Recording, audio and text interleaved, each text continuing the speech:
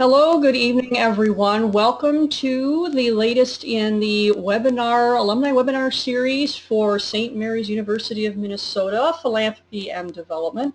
I'm Dr. Murphy Pisa, and I am adjunct faculty with the Human Development Master's Program at SMUMM, and I get pulled over to help out with philanthropy and development from time to time. I am very excited to introduce our presenter this evening. And it looks like a really exciting presentation as well by Matt Hugg. Matt is a proud graduate of St. Mary's University of Minnesota Philanthropy and Development Cohort number 1. He hosts thinknp.com, a media educational platform for consultants to the nonprofit sector. He also writes marketing and fundraising copy for nonprofits and teaches fundraising, philanthropy, and marketing in the U.S., abroad, and online for Eastern University, Thomas Edison State University of New Jersey, and the University of Pennsylvania. His past paycheck jobs included fundraising and leadership positions at the Boy Scouts of America, Lebanon Valley College, the University of Cincinnati, Ursinus College, and the University of the Arts. So without further ado, may I present Matt Hugg. Take it away. All right. Well, thank you so much. And welcome, everybody. Glad to be talking here. And I want to give you some, what I hope will be really helpful information for those of you who are looking at being a consultant. And I have to say, well, I don't know, I've kind of felt that just about every fundraiser has in the back of their head, maybe I should be a consultant. And so I want to give you a good look at what this is about, so maybe to help you make that decision. You'll see on the screen straight off here, I have a book that's just coming out now, if you're listening to this close to the broadcast, but I hope that if you're listening to it later, that it should be well out by then. And it's the Think NP Guide to Nonprofit Consulting, a practical workbook for your success. So take a look at that. Go to thinknp.com. You'll find lots of videos that will describe some more and get a little more in depth of what we're talking about tonight. So let's get started here. The first thing I like to do when I talk about consulting is really talk about why you don't want to be a consultant. And it sounds totally counterintuitive, but I think it's really good for all of us to knock off these reasons, or say, gee, maybe this really isn't for me, and you got to think about this, because you don't want to be down the path and just like, oh no, I'm not doing it, you've made a lot of commitment. So number one, the money. First of all, usually, almost always, particularly in the beginning, there's no regular paycheck. It's not going to be big bucks to the start. Most of your clients, in fact, at least in the beginning, are to be making more money than you did, or you do, when you're doing your consulting.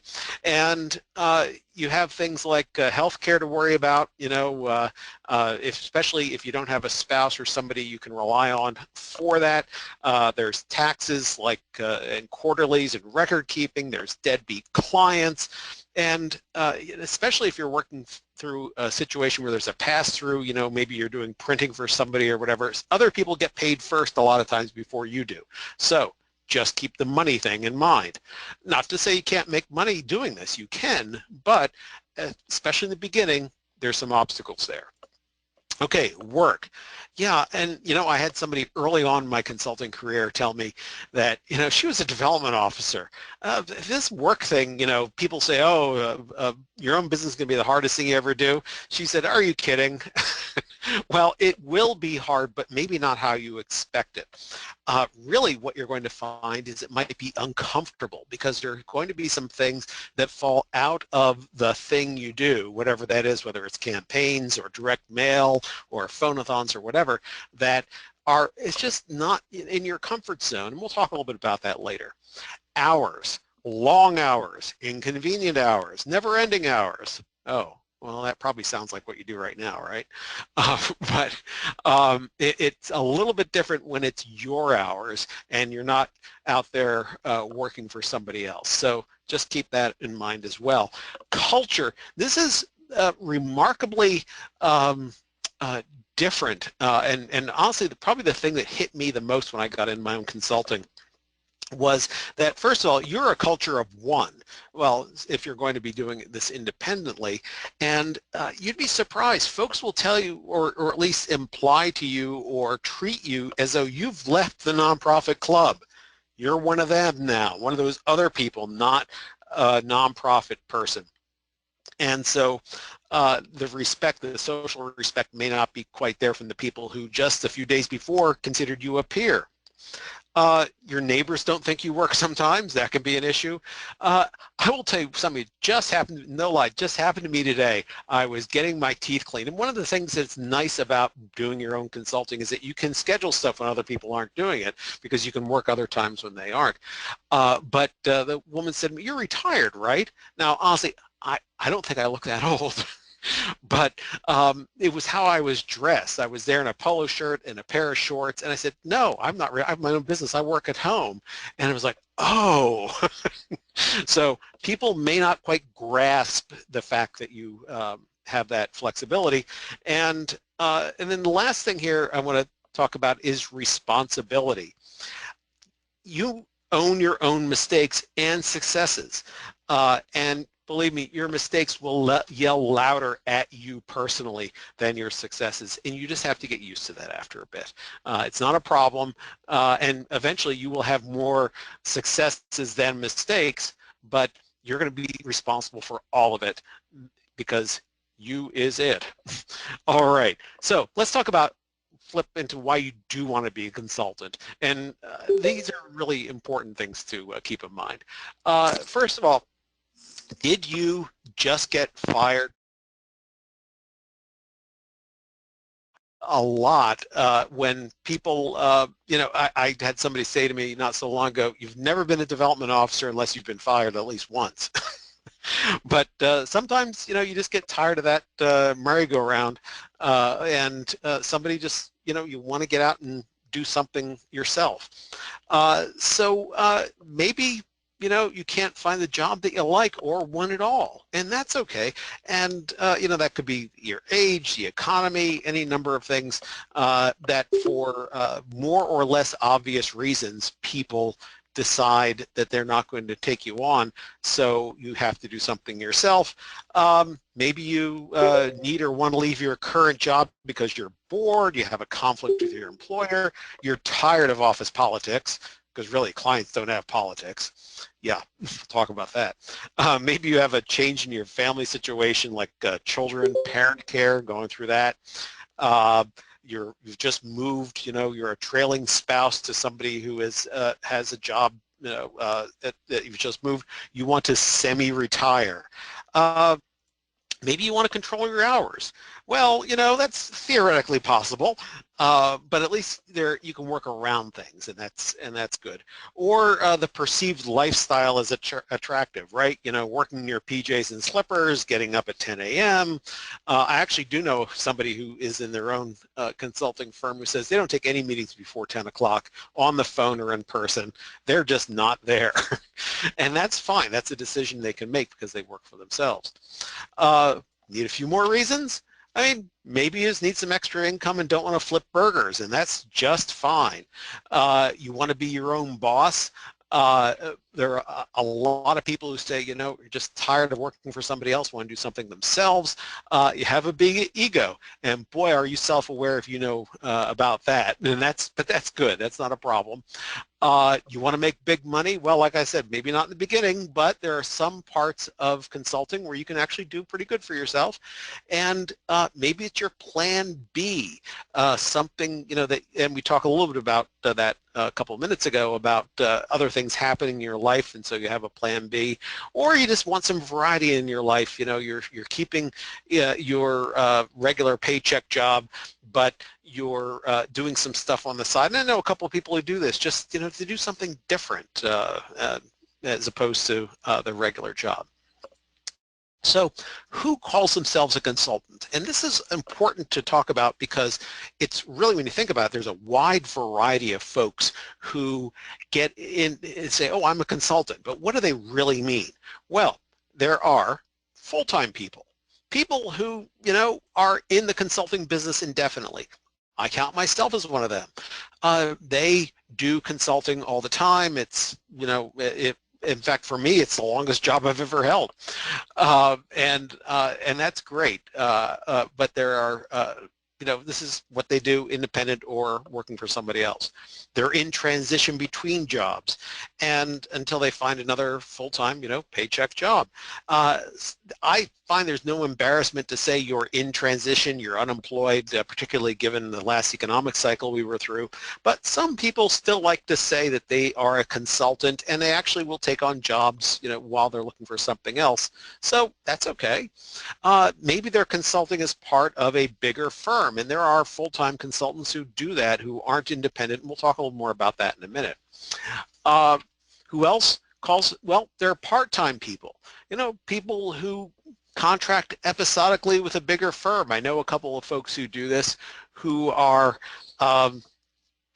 working with a big national consulting firm, but they take on jobs that might come on in their area. They do, as they say, 1099 work, and we'll talk about that in a bit. You can work around family commitments, and I certainly know a handful of people who do this, who some of these things we talked about earlier, you know, they work kind of part-time around that. They have consulting jobs on the side after their regular job, and it supplements their other income. They stay active, particularly if you're in a retirement mode or semi-retirement. In fact, yesterday I just had somebody say to me that he really likes doing consulting because they can regulate their work and stay active even though they you know, are of what most folks would say a retirement age, and they're drawing enough income off of retirement to be able to do this and not have to charge top dollar. And then you know, it sure beats, well, in the career, I would say it sure beats saying welcome to Walmart, that's for sure. So I want to talk a little bit about larger firms and independent and some of the positives and negatives here. And you can see the little chart I have in front of you. I mean, a large firm, and you might know some of them. I don't know, when I was involved with St. Mary's, some people from Gonzer Gerber were involved, and Ben Swaley Flessner, right? But these are the big national firms, and there are a bunch of them out there. But you know, largely it's a stable kind of employment situation. And first of all, it's a job. You know, this is, you're a consultant, but your job is being a consultant a lot of times. The nice thing is that you may not have to seek clients if you do this. Now, that's not always true. A lot of times, particularly in bigger firms, you are either paid or judged on how many people you are bringing into the firm as well as doing the work of the firm. One of the nice advantages of a big firm is that you don't have to worry so much about back office. You know, all the billing and the computer systems and registering to be a fundraiser and all that, the contracts. Somebody else is dealing with that kind of stuff, and that's really helpful. You might have benefits, or at least maybe benefits you can buy into, and that's good because a lot of times if not having benefits, particularly healthcare, is something that keeps people from doing consulting. You have regular colleagues, people who you talk to on a pretty frequent basis and can bounce ideas off of. You have a variety of work. You can use it as a test to see whether you want to do this yourself, although, like I say here, watch those non-compete clauses, and you get a vacation. And I say that because one of the hardest things to do as an independent consultant is to take time for yourself. So getting a vacation is a really nice perk when somebody actually blesses your doing that. So you can overall have all the benefits of acting like a consultant without a lot of the hassle, which makes consulting a little difficult for some people. And you know, the negatives though are somebody's got to hire you, and I will tell you that these jobs tend to come to you as opposed to you going to them. Not a lot of consulting firms that I know who kind of take applications or who advertise, hey, we have a consulting job out there. Usually they know somebody, maybe a former client of theirs, somebody they've worked with or has a good reputation, and they approach them and say, hey, how'd you like to join our firm? You do have less control or choice over clients. If somebody a senior in the firm has found a client, then you may get assigned to that client. You may or may not be a regular employee, and sometimes a W-2 employee, somebody who gets that versus a 1099 contractor type. So that's important to keep in mind, that kind of relationship with the firm. You might not have consistent work depending on the flow of work that comes through the firm. Other senior people or other people in the firm might get dibs on jobs before you do. The firm has their own systems, and that's one of the things that I know a lot of folks who are in their own consulting business enjoy, is setting up the systems to support themselves and work for themselves. But you work for a bigger firm, you might have a little less creativity that way. You have a boss, that may or may not be a good thing, and you are charged out at a certain rate at a firm, and there's overhead, and then so you get less than what that overhead rate, that rate is, and that may or may not rub against you sometimes. And then I certainly know a lot of people who work for big firms who have a travel schedule that is just heroic, and God bless them for doing that. I just one of the reasons I kind of stepped away from something like that was that I just couldn't see doing quite the Tuesday it's Portland, Oregon, Wednesday it's Portland, Maine kind of travel. So working for your own firm, a lot of positives there. You get to regulate your workload, work as much or as little as you want. You can select your clients, look for the right matches between your personality and what you are all about and the kind of work you do with the client. You can be creative and develop things that are just totally unique for every client, although maybe having some consistency would help in your work, but you can do that if you want. You get 100% of the profits. You're not splitting them with anybody, and that's a positive thing. You can set up systems that suit you, like we talked about the opposite of that before. You can start and end when you want in terms of your day, your week, your career. It's you own the valve. You have the satisfaction of owning your own business, which actually is appealing to some people and is nice to talk about at cocktail parties. So owning your own firm, there's some downtime with that. And we're going to talk a little more about this later, but selling versus doing is a conundrum for a lot of people. You do your own marketing. That is good and bad too. Some people, it's not the fun part of their day. You do all the back office yourself, taxes, contract registration. You make your own colleagues.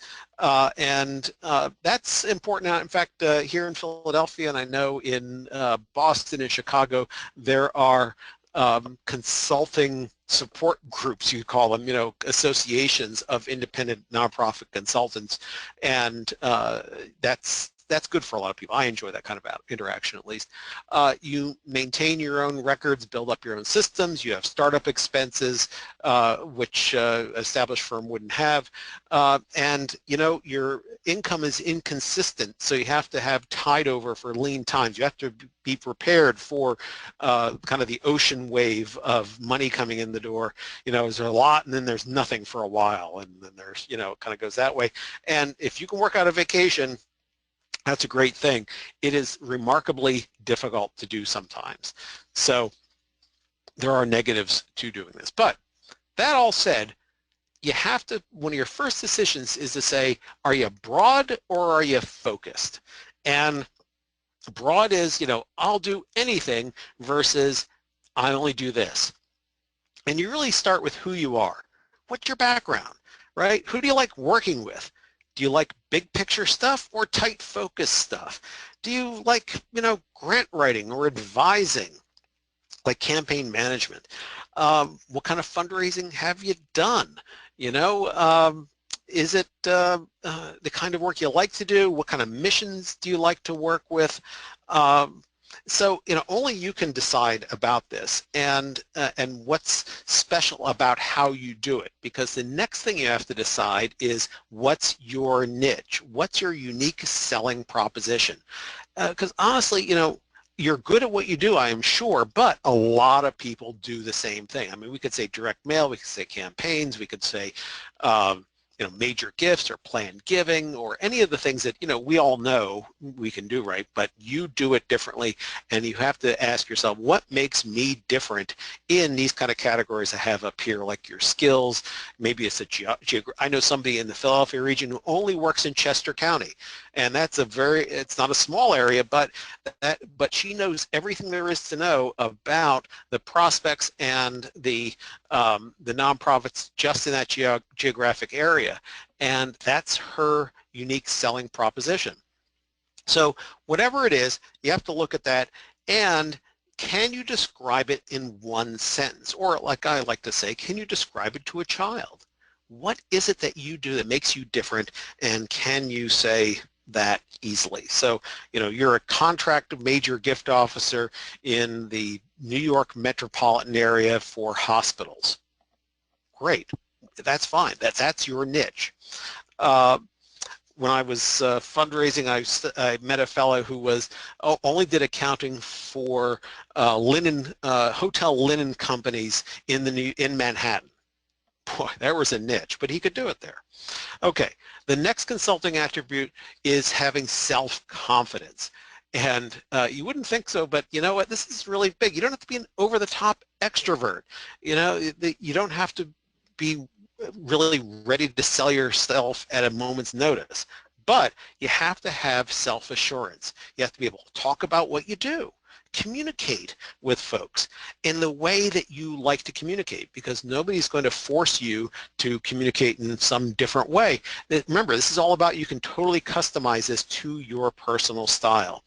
Now, it's a little harder than you think, especially in the beginning, to have that self-confidence to say, this is what I do. It took me a little bit to tell people I am a fundraising consultant. That was, especially, family, friends, people out there I've met, when they say, what do you do? And then to be able to say those words and explain that took a little bit. But once you do, and I will tell you, there is nothing better, this is a St. Mary's group, and I was speaking to the choir, nothing better than getting the education you're getting now to help you do that. Yeah, now you also have to make sure, though, that you're not giving everything away and kind of blathering out there and telling everybody what you're doing, because you're not selling at that point. Who you're selling then is yourself to yourself, because you're trying to build your self-confidence. So just, you know what you know. Be able to talk about it in a way that is attractive to other people. So yeah, starts with knowledge, right? You're good at what you do, have the experience in education, right? And now you have the education, and you assure that clients are spending their money right. So you always have to look at everything from the client's point of view. They are wary. They don't know, should they trust you, right? Do you know what you're talking about? You have to keep up with things like trends in technology, and you don't necessarily have to know more than they do, but you have to have confidence that you know what you're talking about. So the other thing to talk about is knowing thy competitors. And now, I didn't say hate your competitors. In fact, no, you want to be friendly with them, because one of the things I've found is that people who are your competitors will be your collaborators. You refer business back and forth, you help them out, they help you out. Back to that unique selling proposition in your niche might be slightly different than theirs. You could easily become a collaborator because maybe you do direct mail. They say, well, I write stuff, but they get overloaded with too much direct mail, and you do direct mail, so you're doing that. Whatever it is, but make sure that you are communicating and connecting with the people who would otherwise be your competitors. And that's one of the nice things about working in an area where the nonprofit sector is kind of the basis, because that is part, I've found in nonprofit sector, part of that foundation. All right, now you want to feed the machine. You have to start marketing yourself. And yeah, the first thing you need to ask is, who's your ideal client? Right? And this will change. I guarantee it. You have to listen to yourself. You have to listen to the market. What do people tell you you're good at, and that you find you are good at and you enjoy? And that will kind of have you go in different directions. But you have to identify. In my classes I run for the places I teach, I have this target market identification kind of exercise you go through, which is really helpful to get people to understand, in their case, who their fundraising target is. But in your case, it would be who is your client target. So make sure you are where they are. Know what they're talking about. What websites do they look at? What periodicals? What professional associations? Draw a picture of them. You know, the more specific you are, the more you will find these people. It's kind of counterintuitive, but it really works. And then you want to build your brand, because, you know, this really is your #1 marketing objective. And things like your website, your email address, your business cards, all essential, right? Portfolio, testimonials, even though testimonials, people will say, well, aren't those people that you already, you know, kind of set up? But you'd be surprised, the human brain pays attention more even to a testimonial, you know, a legitimate one, but that is positive, that is on your website, than they will hearing you. Because all of these are expressions of your brand. These things aren't your brand. Your website, your logo, you know, if you have one or whatever, these aren't your brand. Those are expressions of your brand, because your brand is you. And that's huge, especially in independent consulting, because you are the person they're buying. And so all these other things have to reflect that and kind of not just point to you, but say something about you. So your first clients, right, you might have a bit of a trade-off between your experience and money. You might give them a break, but build your portfolio. That's all right to start out with. Some people start with their last employer, others your past employer. You might do some pro bono work, friends and family, right? But then after that, right, you need to start getting traction on your own, you might say.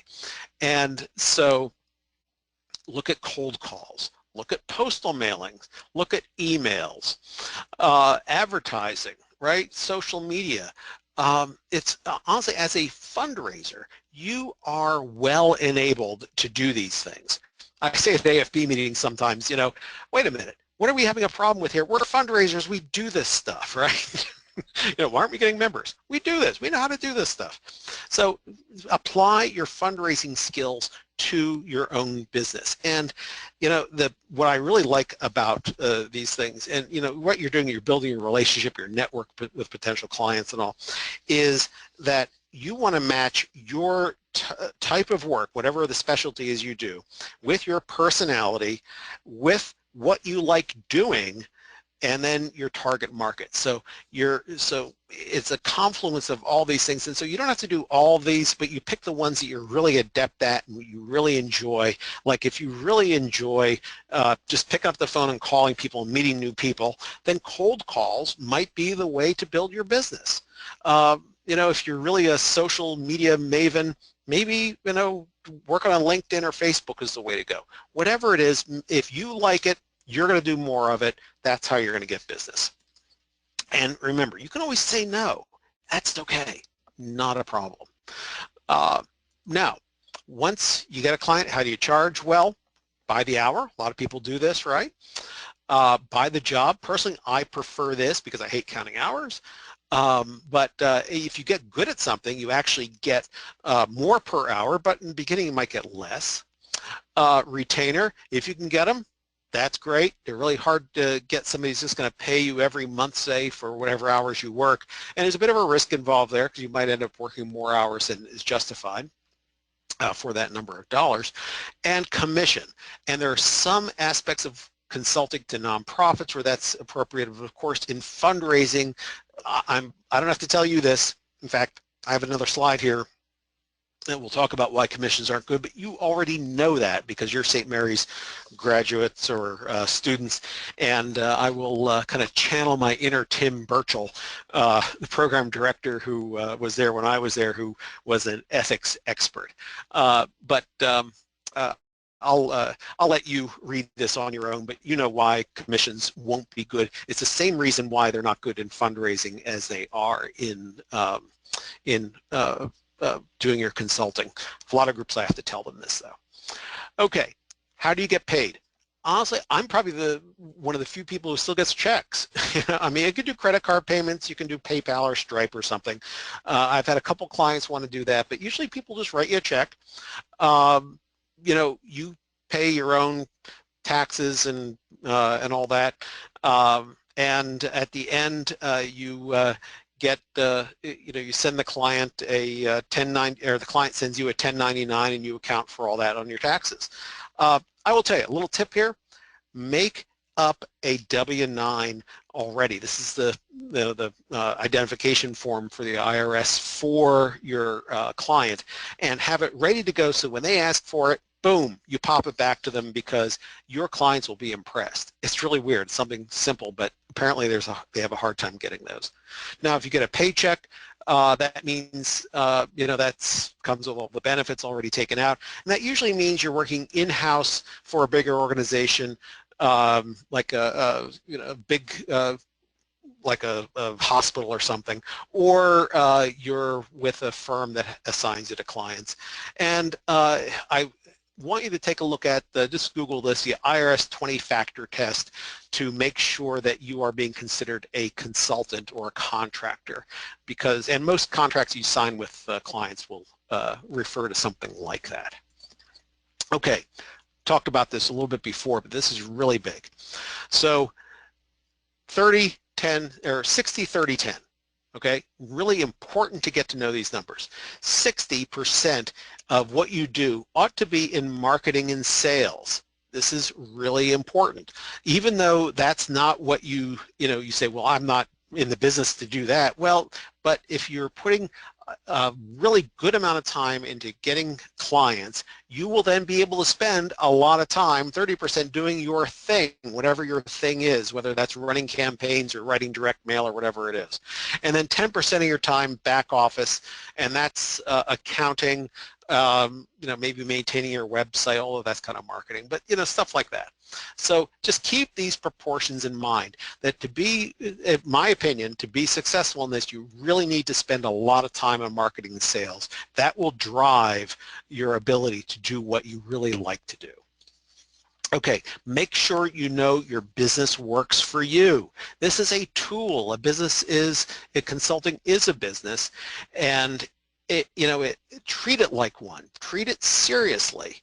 I know a lot of folks who kind of get in that trap, oh, that's other stuff I'll do. No, you got to start there. So work on your business as much as in your business. In would be that 30%. On is the 10 and the 60. So yeah, maybe it's fun, maybe it's not, but it will allow you to have your fun, and besides which, there's no avoiding it if you want to maintain what you're doing over a long term. Now, business structure, and we could do a whole course on this, right? You could be unincorporated as a partnership or a sole proprietorship. There's more personal risk there. You can incorporate, a little more expensive, not hugely, but be an LLC, an LLP, or an S-Corp. You don't see many S-Corps these days because most people will elect one of these other two. But you cut down on your personal risk, and that's a good thing. But I know folks who have been sole proprietors for years.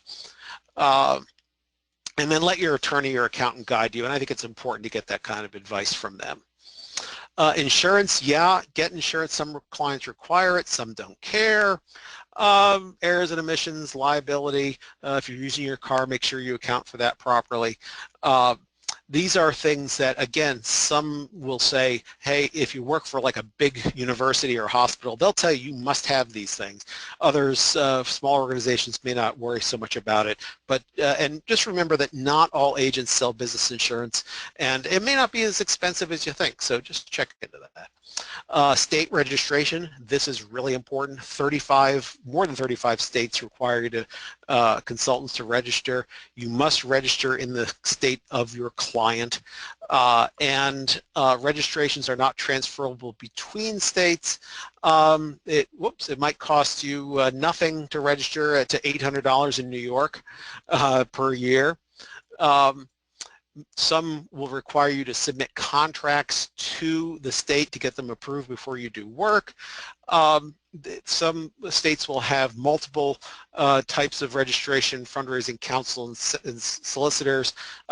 Basically, solicitor will handle money, counsel will not, although some define it differently. You want to check with each state. And Giving USA has a really good kind of unknown survey on this. I just checked the other day, it's still there.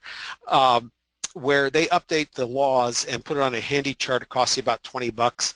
Get that. That's a really helpful thing to work with.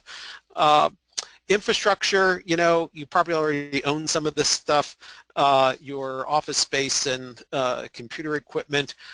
Get the right URL. Honestly, I don't think anything looks, well, if you have AOL addresses or Gmail or whatever, it's cheap. You can buy your own URL, be a little creative with it, and you'll look much more professional. Of course, that connects to your email and get business cards. And remember that you don't exist unless you have a website, and a Facebook page doesn't count as a website. Even a single page website is good just with contact information. And those things that you can build your own website with, those actually are not so bad, at least to start out with. Automate the mundane, right? There are a lot of things out there, some basic tools here that you might find helpful. And so I'll let you review this later, but that's worth looking at. And then gather your team of people, all the kind of folks, and don't forget your spouse and or family. These folks need to be behind you in this decision. I can't stress that enough, how important that is. Now, I will tell you that, and I hate to have to end with a negative, and really don't, that the odds really are against you when you're doing this, right? By 5 years, half of businesses are gone. That's okay. If it's not what you want to do, don't worry about it. But in my opinion, being prepared is huge. That makes a big difference. Marketing yourself, like we said, 60-30, having some grit, toughing out sometimes, and then you got a little luck. Nothing's wrong with that. And then, of course, the good news is that as a development officer, you already know you have a native instinct to so much of this. So you can do it. That's not an issue at all. And you want more detail, go to the website. You might enjoy that. I think especially I got a lot of little 2-minute, 3-minute things out there that are good. I got a LinkedIn group that a lot of people get things out of. And then, of course, the book, like I said, is out on Kindle and Amazon real soon. So, and give you a little code here, SMUMN17, to get a little bit of money off on that, $5. So I'll open it up to questions. I know I sprinted through a lot of things there, but I think there was, I hope some meat there that you might enjoy and have gotten something out of. Fantastic. Thank you so much, Matt. This was really exciting. We did have an attendee join us and was putting, even though it says Logan in the thingy over here, it's Bethany. And Bethany actually had a couple of questions that she put into the chat log while you were presenting. Bethany, can you hear me? Are you still logged in? Okay, we're going to make some audio stuff, but I will go ahead and read the questions that... there we go. I can see it now. I was trying to... yeah. Wasn't quite getting to that. All right. One of the questions that Bethany asked in the chat log was, are there many consulting firms that allow work from home employees? Yeah, it depends on the nature of their clients. I mean, consulting firms, like there's one in New York, right, that I know reasonably well, who will actually place you. They do what is now a very, not many places will actually take a consultant and put them on site at a remote site for a while, to others who will have you go in and work with them on site for a bit, and then you come back and you do more work for them, and then you kind of flip back and forth. It really depends on the firm. And of course, if you're doing your independent consulting, that's, it's up to, I think I go to clients sometimes, usually in the very beginning, but then all my stuff is work out of my home. I went to a client site just the other day. It was probably the first time in a year. So it really depends on the nature of the consulting you're doing. Okay, another question that Bethany put in the chat was, what might be the best way to introduce yourself to a consulting firm? Well, I'll tell you the best way to do it, and you may not have this option, is to be a client of theirs. I find a lot of bigger consulting firms, if you are a client, will get to know you, and then now they often will have non-compete, or they have a clause in the contract saying we won't hire directly from the organization that that is our client. But if you do that and then move to another job, and then now you're available. So it depends on what that contract is. Otherwise, networking, talk to people, find out who they are, introduce yourself. People will hire, and this is just kind of HR 101 stuff, is that if they get to know you, people like to hire who they like, even though who they like may not be 100% of what they want, because hiring is a high risk thing, and from my personal experience, the only issues I've ever had with most employees isn't about the job they do, it's about the stuff around the job they do. I can tell you some stories, but so it's how they interact personally. So if you have networked, to meet with somebody, or you meet them at an AFP event or CASE or AHP or whatever, and they get to know you, go to the booths at a conference and just hang out and talk to these people. That's actually, and they will appreciate that, because not a lot of people, we've all walked down those aisles during a conference, right? You kind of avert your eyes, right, to not make it. Well, go talk to somebody, say, tell me, what is consulting about? Ask them. Be the learner. They will love to talk about what they do, and then turn around and get to know you better. Gee, sounds like major gift fundraising, doesn't it? So. Yeah, Bethany's a little fortunate because she's got a few more questions here, so she's sort of like, hey, go for it. Yeah, you have independent consultants with you right now. She also has typed in, it's $800 for LLC in California where I live. Would you say that's worth the cost versus just being a sole proprietor? And since we're running quick on time, I'll add our second question. Do you have any examples of testimonials for consultants that you could recommend? Well, okay, so the LLC thing, it really depends on what you have to risk. If you are the sole bread earner and you have in California, you could easily have $1 million house. This isn't an issue, and have and if there's a lot going on, you have kids who depend on you or whatever, and that if something really goes bad on a consulting job and they come after you, and now you're exposed, right, for all this stuff. Yeah, I'd pay the money. If it's just you and your apartment and your dog and there's nothing else, maybe not. I definitely would. And by the way, you want to either see an accountant or a lawyer, and a lot of lawyers will take an hour with you and talk to you about this in the hopes that you will be a client. And in fact, maybe the thing to do, like I talk about in my book, is to seek out a nonprofit consultant, not because they're going to be experts. A lot of lawyers will have some background in this kind of stuff, but because eventually they can refer clients to you, and you can refer clients to them. So there's a little more in it than just here's another small business person asking for free advice. So far as the testimonials, you can go to my website. If you go to not ThinkNP but matthugg.com, you'll see some testimonials out there, I think. You'll see